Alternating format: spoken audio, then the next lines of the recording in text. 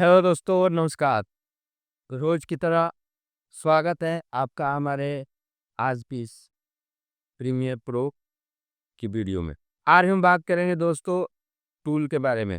जो हमारे premiere pro में टूल है उसका क्या यूज है और कैसे यूज करते हैं। तो आइए चलते हैं स्क्रीन की तरफ। रिपल एडिट टूल, इसका शॉर्ट की यही शो कर रहा है। ये भी ग्रुप में है, इसमें देख लीजिए। आप वहाँ क्लिक कर से थोड़ा होल्ड रखेंगे तो ये चीज़ें आपको शो करेगी, है ना।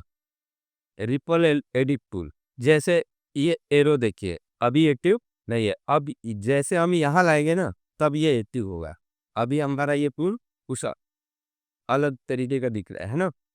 जब हम यहाँ पर इसको लाएंगे तब ये एक्टिव होता है। अगर हम इसको इधर की तरफ शिफ्ट करते हैं, मैं इसको जितना खींचना है उतना खींच दो। अगर हम इसको राइट या लेफ्ट अगर हम इसको शिफ्ट कर रहे हैं तो इसकी टाइमिंग क्या है, बढ़ रही है। अगर हम यहाँ से इसको इधर खींच रहे हैं इसकी टाइमिंग क्या हो रही है, बढ़ रही है।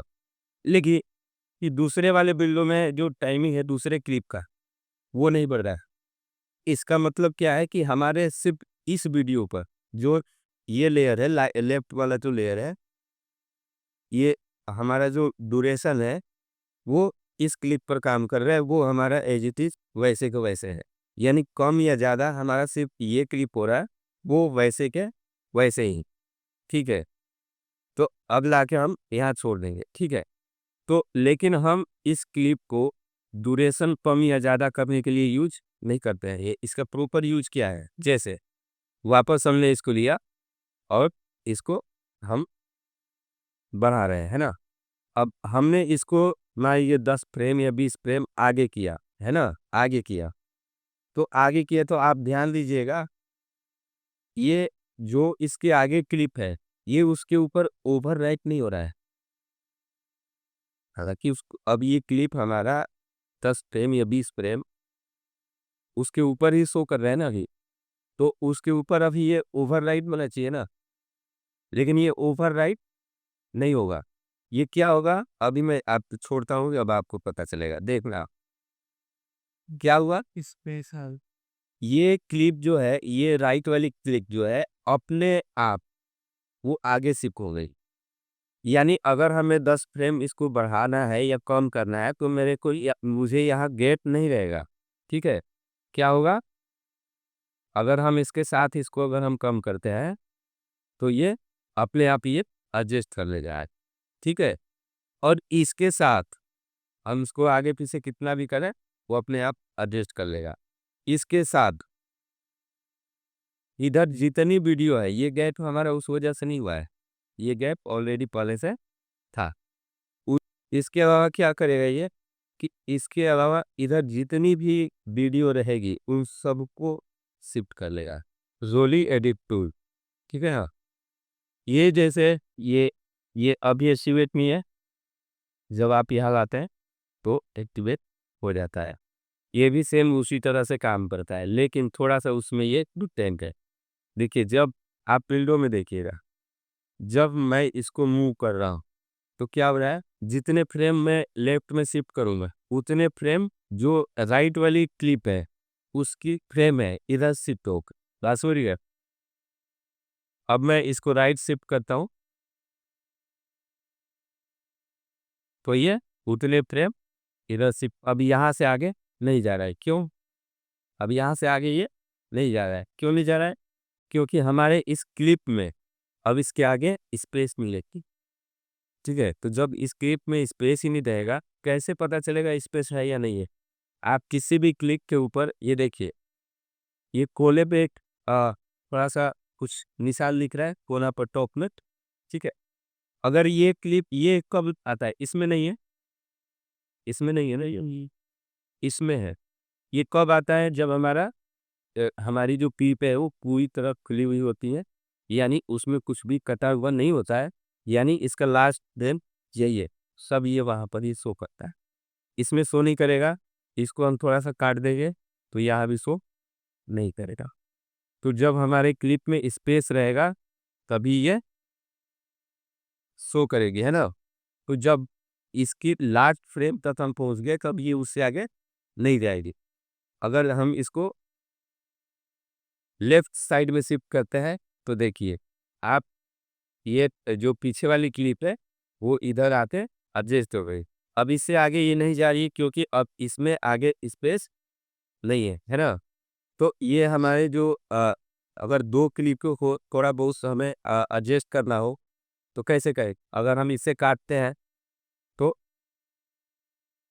पहले सेलेक्ट टूल लिए, फिर इसको काटने के बाद फिर हम इसको ऐसे खींच के इधर लाएंगे तो हमारा टाइम, ये कई स्टेप में काम हुआ है ना। लेकिन अगर हम इसको हम इस टूल के माध्यम से करते हैं तो हमारा ये एक ही स्टेप में ये काम हो गया। ठीक है, तो बात समझ गए आप। अगर हमें ये, अब जैसे मुझे यहाँ तक ये वीडियो चाहिए और ये यहाँ तक चाहिए तो हम क्या करेंगे, सिंपल इसको हम इसको यहाँ लाके शिफ्ट कर देंगे और ये कितने फ्रेम तक शिफ्ट हो रहा है और वो कम हो रहा है, ये चीज़ वहाँ शो करता है। ठीक है, ये चीज़ आप आ, ऊपर मॉनिटर में देख सकते हैं। ठीक है ना, तो ये चीज़ आपकी क्लियर हो गई। रेड स्टेज टूल है ना, इसका शॉर्ट की है आप। अब जैसे हमारी ये क्लिप है ना, जैसे हमारी ये क्लिप है, मैं एक क्लिप दे देता हूँ, ऊपर ले लेता हूँ। इस क्लिप की ड्यूरेशन क्या है, कंट्रोल आर प्रेस करेंगे तो ये स्पीड वाला पैनल खुल जाएगा। इसकी ड्यूरेशन 4 सेकेंड एक फ्रेम, 4 सेकेंड एक फ्रेम। ठीक है, अगर इसको हमें थोड़ा ड्यूरेशन और बढ़ाना है तो बढ़ाएंगे, अगर इसका हम ड्यूरेशन बढ़ाएंगे तो वीडियो स्लो होगी। तो ये बेसिक स्लो या फास्ट करने के लिए ये टूल हम यूज में लेते हैं। अगर हम इसके ड्यूरेशन को बढ़ा दिए, यानी ये अब हो गया, आप जहां मेरा एरो है उसके नीचे इसका ड्यूरेशन शो कर रहा है, आप देख रहे होंगे 8 सेकेंड 24 फ्रेम का ये हो गया। अब हम इसको यहाँ छोड़ते हैं, अब देखिए ये वीडियो स्लो हो गया। ठीक है, ये वीडियो स्लो हो गया ना। अगर इसे हमें फास्ट करना है तो हम इसकी ड्यूरेशन कम कर देंगे। सीधा इसको करने के लिए आप इसके पॉइंट, जो लास्ट पॉइंट है इस पर, ये टूल से लेके इसको क्लिक करके होल्ड कीजिए और लेफ्ट की तरफ शिफ्ट कीजिए, इसकी ड्यूरेशन कम हो जाएगी। ड्यूरेशन कम हो गई तो इसका स्पीड बढ़ जाएगा। पहले से ज़्यादा हो गया स्पीड, और ज़्यादा करना है तो आप इसको और लेफ्ट शिफ्ट कर दीजिए। ठीक है, तो ये देखिए तो बढ़ गया स्पीड। तो अब क्या है, इसको स्पीड कम या ज़्यादा करने के लिए हम इसको यूज करते हैं। इसका use rest is the rate space tool है ना, तो इस काम में ये आता है। आप समझिए इसको। रिमिक्स टूल ये बहुत शानदार टूल है, ये नया टूल ऐड हुआ है और ये हमारे टाइम को बहुत सेव करता है। कैसे, जैसे हमने कोई वीडियो बनाया और ये, अब उसके बैकग्राउंड में मुझे म्यूजिक ऐड करना है। ठीक है, तो म्यूजिक ऐड करना है, कई बार पता चलता था यार म्यूजिक पोस्ट होता है, जैसे हमारा टाइम लाइक का एडिट का जो टाइल है वो ज़्यादा बड़ा है। ठीक है, अब मान लीजिए और मेरा ऑडियो रह गया छोटा। ठीक है, तो हम इसको क्या करते थे, पहले इसको हम कॉपी करके, मतलब आप कॉपी करके इसको हम आगे बढ़ाते थे, पूरे में लगाते थे, है ना। बैकग्राउंड म्यूजिक होता है ना, ऐसे यूज करते थे। लेकिन आप इसे इस टूल के माध्यम से, रिमिक्स टूल, आप इसको डायरेक्ट इसको बता दो कि मुझे यहाँ तक चाहिए, ये थोड़ा सा सीख करने में टाइम ये जरूर लेता है। ये प्रॉपर तरीके से आपको लगेगा नहीं कहीं कट रहा है, कहीं मतलब जक आ रहा है, ये बिल्कुल नहीं। उस बीट को आपके मतलब कुछ बीटे उसमें से उठाता है और उस बीटों के अकॉर्डिंग उसको प्रॉपर सेट कर देता है। अब अगर जैसे कि ये म्यूजिक है मान लीजिए 3 मिनट का है ना, अगर ये म्यूजिक 3 मिनट का है और मुझे कोई ट्रैक बनाना है, 1 मिनट का ही मुझे बनाना है ना? तो उस कंडीशन में भी इसका यूज़ आप कर सकते हैं। कैसे करेंगे? इसको यहाँ से ये टूल लीजिए और यहाँ से इसके लास्ट फ्रेम को पकड़िए और जहाँ आपका 1 मिनट पूरा हो रहा है ना? ये हम इसको यहाँ छोड़ देते हैं, एक समझ लेंगे। अब ये क्या किया, बीच की एक गायब कर दिया, अपने आप काट दिया और ये ऐसे मतलब प्रॉपर ऐसे इसको सेट करता है कि आपको कहीं भी ऐसा नहीं लगेगा कि ये वीडियो क्लिप कटा हुआ है। ठीक है, प्रॉपर प्रॉपर बीट के साथ इसको ये ऑटोमेटिक ये काट देगा। तो इससे काफ़ी आपका टाइम बच जाता है ना? ये है अपना रेज़र टूल। दोस्तों, रेज़र टूल हमारा हम एडिट क्या करते हैं, जो हमारे अनयूज़ पार्ट है, उनको हम काट के हटाते हैं, है ना? तो उसको हम काट के हटाते हैं तो उसके लिए क्या यूज़ होगा? Blade tool. फिर काटने के लिए हमें कोई टूल चाहिए ना, अब इस सिलेक्शन टूल से सिलेक्ट ही तो कर सकते हैं। इन काटने के लिए आपको प्रॉपर एक रे रेज़र टूल चाहिए। जैसे मुझे ये चीज़ यहाँ से लेके यहाँ तक नहीं चाहिए या यहाँ से चाहिए, ये कैमरा मूव हो रहा है, यहाँ से नहीं चाहिए। तो मैं क्या करूँगा, रेज़र टूल लूँगा और इसको यहाँ काट दूँगा।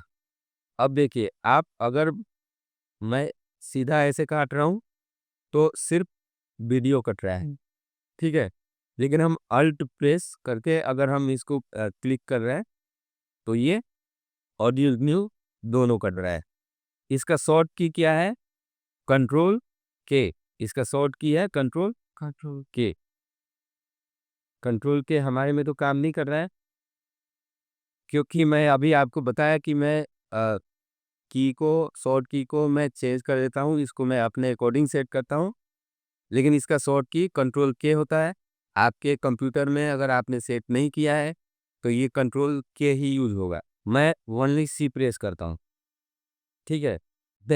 मैंने इस पर ओनली सी का सेट कर रखा है, ठीक है? आपको किसी दूसरे वीडियो में बताएँगे कि शॉर्ट कोड कैसे चेंज किया जाता है। तो इसका शॉर्ट की है कंट्रोल से, आप इसको प्रेस करेंगे और यहाँ से और मैं यहाँ का पार्ट हटा देता हूँ, ठीक है?